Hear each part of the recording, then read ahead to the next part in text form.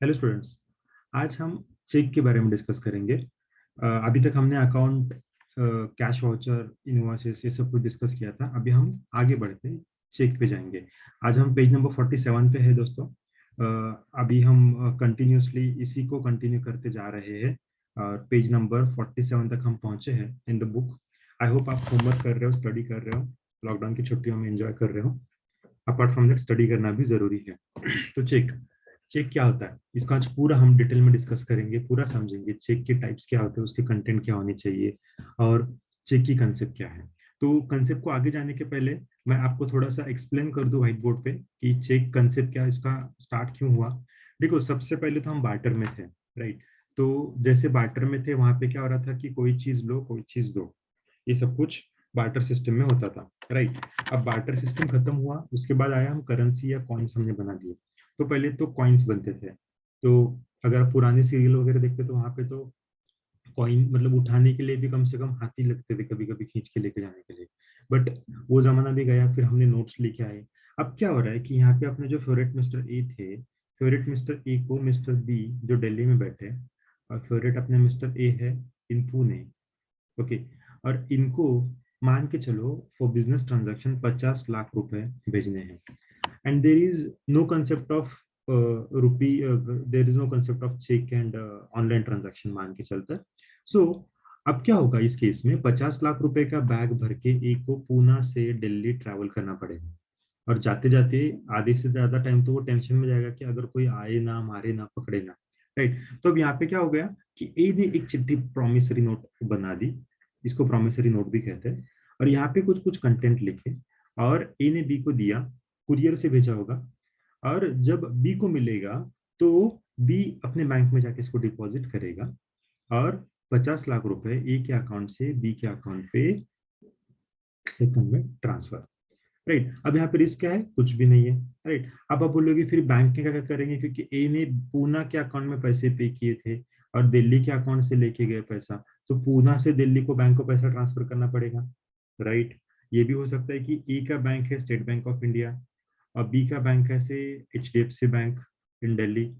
तो आप बोलोगे HDFC को पैसे, मतलब SBI में फिजिकल कैश पड़ा है, HDFC में से वो फिजिकल कैश लेके जाएगा तो HDFC को उतना पैसा कम लगेगा, राइट। तो ये क्या कंसेप्ट है सर, ये समझ में नहीं आ रहा। This is also called clearing system बोलते हैं इसको।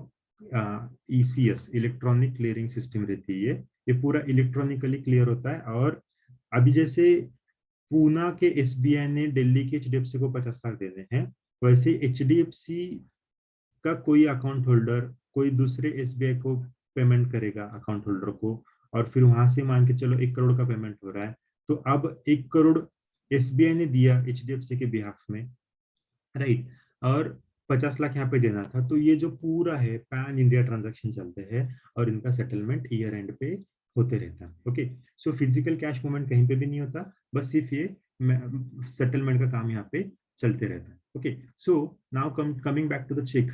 चेक का मतलब क्या होता है, चेक की कंसेप्ट क्या होता है, ये हम थोड़ा सा इसको डिस्कस करेंगे, देखेंगे कि क्या दिया है। While dealing with the business transaction, businessman uses different types of checks to make the payment and for the sending of the money from one place to another. Checkbook facility is given by the bank to its account holder who maintain a certain minimum balance. कोई minimum balance maintain करते तो उनको ही मिलेगा. A check is not an order. Sorry, a check an order issued by the account holder to his banker to pay on demand a stated sum of money to or the specific person. देखो इसको थोड़ा सा समझेंगे, यहाँ पे क्या लिखा है। चेक, जब भी डेफिनेशन आपको समझ में नहीं आती, बड़ी डेफिनेशन होती है, आपको उसको कट करना है। कट करना है कैसे, मैं आपको सिखाता हूँ। देखो नंबर डालेंगे इसको। एक नंबर है a cheque is an order, a cheque is an order. 2 number क्या है, issued by the account holder, किसको। 3 नंबर टू हिज बैंकर, किसके लिए, to pay on demand, what pay, stated sum of money, किसको, to account holder of a specified person और the specified person और the bearer. देखो हमने 6 टुकड़े किए इसके, फिर से समझते। चेक क्या है, एक ऑर्डर है, ओके। हमने किसी को ऑर्डर दिया, जैसे मैं मेरे स्टाफ को ऑर्डर दे रहा हूँ कि जा कितना पेमेंट करके आ, in same way a cheque is an order issued by the account holder. Account holder ने इशू किया, किसको किया, उसके बैंक को बोला, क्या बोला कि आपको पे करना है डिमांड पे, मतलब जिसको मैंने दिया वो जब डिमांड करेगा तब पे करना है, ओके। कि क्या करना है, बस स्टेटेड सम ऑफ मनी, जितना उसमें लिखा है उतना पैसा देना है। और किसको देना है, to the order of a specified person और टू द बेरर। हमने जिसका नाम लिखा है उसके ऑर्डर से पे करो, या बेरर, बेरर मतलब जिसके हाथ में चेक है उसको आपको ये पेमेंट करना है। Okay, the printed cheque book is issued by the bank to the account holder as per his requirement. Account holder bank को रिक्वेस्ट करेगा कि मुझे चेक बुक चाहिए, बैंक उसको चेक बुक देगा एंड वो चेक लिख के दूसरे को ट्रांसफर करेगा। डेफिनेशन क्या देखो चेक का, cheque is an return unconditional order, return unconditional order signed by account holder directing a specified person to pay on the demand a certain sum of money only to the person named therein or to the bearer। वही जो हमने अभी discuss किया वही वहां पे है। Okay, तो चेक के पार्टीज कौन कौन होंगे, ड्रॉवर, ड्रॉवी एंड पेई। जिसने ड्रॉ किया वो ड्रॉवर, जिसके पे ड्रॉ हो गया वो ड्रॉवी, और पेई। बताता हूँ मैं आपको कंसेप्ट। अपना फेवरेट मिस्टर ए था, मिस्टर ए को मिस्टर बी को पेमेंट करना था, तो ए ने चेक लिखा, सो ए इज अ ड्रॉवर। किसके नाम पे लिखा, बी के नाम पे, so A is a drawer and B is a drawee, right, B is a drawee. अब क्या हुआ, बी को पेमेंट किसी सी को करना था, तो सी, बी ने क्या किया, ये चेक सी को भेज दिया, और सी चेक लेके ए के बैंक में जाता है, सी चेक लेके ए के बैंक में जाता है। So now A is a drawer, B is a drawee, और किसके हाथ में पेमेंट है, चेक है सी के हाथ में, तो नाउ सी इज अ पेई, जिसको पेमेंट मिलेगा। या फिर ये भी हो सकता है कि सी को नहीं दिया, बी ने खुद के पास रखा, और on the due date B will go to the bank and ask for the money, तो in that case B is also payee, मतलब बी ड्रॉवर भी, ड्रॉवी भी होगा और पेई भी होगा। देखो, the person who draw the cheque is called drawer, the bank on whom the check is drawn is called the drawee. The drawee is always a bank. Okay, so bank drawee hoga. Okay, so B का जो bank होगा वो drawee होगा. Okay, and what pay, the person who in whose favor check is called pay. So अभी के case में थोड़ा सा correction, A is a drawer, bank is a drawee, and B या C पे ही होगा जो चेक लेके बैंक में जाएगा पैसे मांगने के लिए। So content of cheque, cheque में क्या क्या होना चाहिए आगे आपको फॉर्मेट भी दिखेगा इसमें। Name and bank account of account, name of the bank and address of the branch, कौन सी बैंक है कौन सी ब्रांच है वो आपको वहां पे दिखेगा। डेट ऑफ इशूइंग चेक, कौन सी डेट को हमने चेक दिया था, नेम ऑफ द पेई, किसके नाम पे दिया था, amount in words and figure, name and signature of the account holder, cheque number, MICR number, IFC code. आजकल एमआईसीआर नंबर नहीं होता है, आईएफसी कोड रहता है, ये हर बैंक का, हर ब्रांच का एक सेपरेट कोड रहता है। Okay, and account number, account number किसका, अपना, जिसने ड्रॉवर का अकाउंट नंबर होता है उसमें। So what are the types of cheque, cheque में भी bearer cheque, order cheque, cross cheque, तीन चेक है, टाइप है, एग्जाम में पूछा जाएगा, आपको याद करना है इसको अच्छे से। बेरर चेक, बेरर मतलब जिसके हाथ में है उसको बोलते हैं bearer, bearer cheque, order cheque and cross cheque. Bearer cheque क्या है, any person who can get payment of the cheque. अब देखो, इसको आगे जाने से पहले हम थोड़ा सा वो एग्जांपल को देखेंगे जो हमने वहां पे इसमें देखे थे, हमने व्हाइट बोर्ड पे जो डिस्कस किया था एग्जांपल। अब क्या हुआ, यहाँ पे जब बी के पास दिल्ली में चेक था, ओके, सो बी ने उसका जो स्टाफ है, mister what we can say Chintu, Chintu को बी ने कहा कि चिंटू भाई बैंक में जाओ चेक डिपॉजिट करके आओ। और जब चिंटू जा रहा था तो उसके हाथ से चेक गिरा, चेक गिरा, और कोई मिंटू था उसको मिला।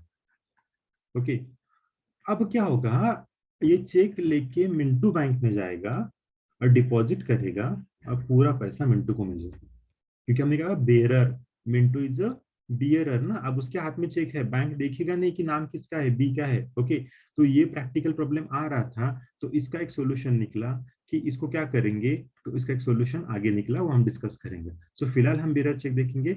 Any person who can get the payment of the cheque at the counter of the bank is called bearer cheque. अभी के केस में मिंटू जो जा रहा था वो बेरर चेक लेके जा रहा था। Any person who hold the cheque and his physical presence at the counter and sign the same in front of the banker can give the amount of check। जिसके पास चेक है, जो bank में लेके जा रहा है और उस पर पीछे साइन कर रहा है, वो उसको पैसे मिल जाएंगे। ओके, अब यहाँ पे वो रिस्क तो था, बट स्टिल एक बार फॉर्मेट देखेंगे क्या।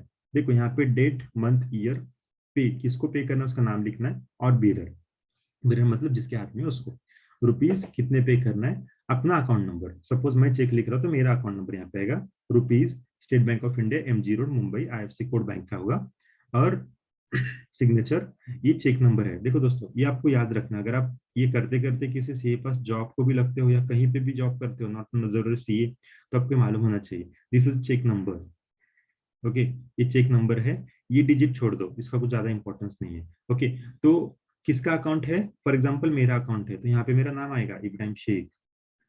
ओके, यहाँ पे मेरा नाम ऑलरेडी प्रिंटेड आएगा, आजकल प्रिंटेड नाम आ रहे हैं।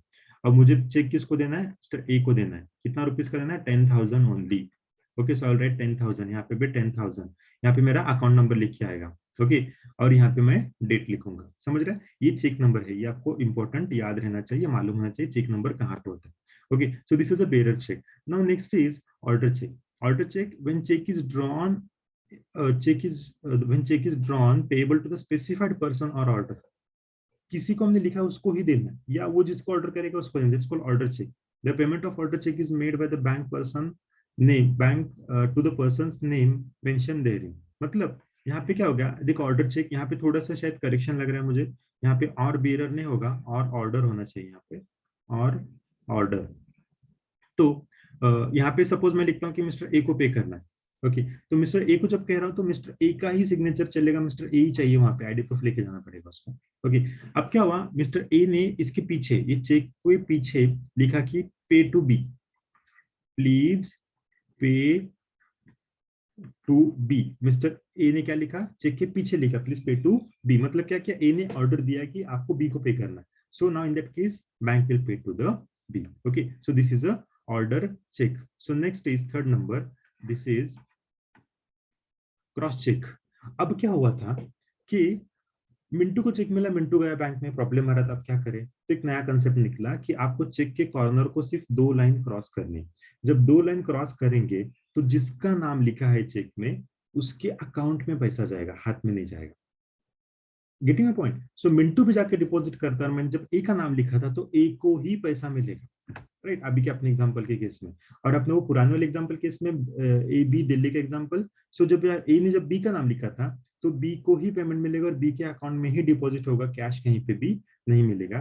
That is a cross cheque. और क्रॉस चेक का सेकंड टाइप है, यहाँ पे हम अकाउंट पे भी लिख सकते हैं या सिर्फ सिंपल क्रॉस भी कर सकते हैं। सो दोस्तों, these were the examples of the check.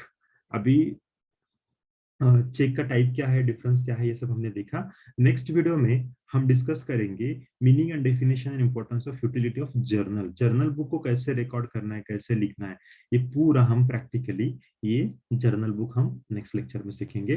तो दोस्तों, स्टडी करते रहो, वीडियोस अच्छे लगते तो अपने फ्रेंड्स को शेयर करते रहो। सी, मैं ये एक्सक्लूसिव इंटरव्यू वीडियो सीरीज बना रहा हूँ 11 कॉमर्स के स्टूडेंट्स के लिए। सो अगर आपको कंटेंट अच्छे लगते तो आपके कॉलेज के ग्रुप में, आपके क्लास के ग्रुप में इस वीडियोस को शेयर करना ना भूलिए। मैं चाहता हूँ बहुत सारे ज्यादा बच्चों को इसका बेनिफिट हो। मेरा कोई भी इंटरेस्ट नहीं इसमें फाइनेंशियली आपसे कुछ पैसे कमाने का, मैं सिर्फ एक as a social work, social cause, और मेरी टीचिंग की हैबिट है, इसलिए मैं कर रहा हूँ। फिर मिलते हैं दोस्तों नए वीडियो में। Thank you so much for the watching the video.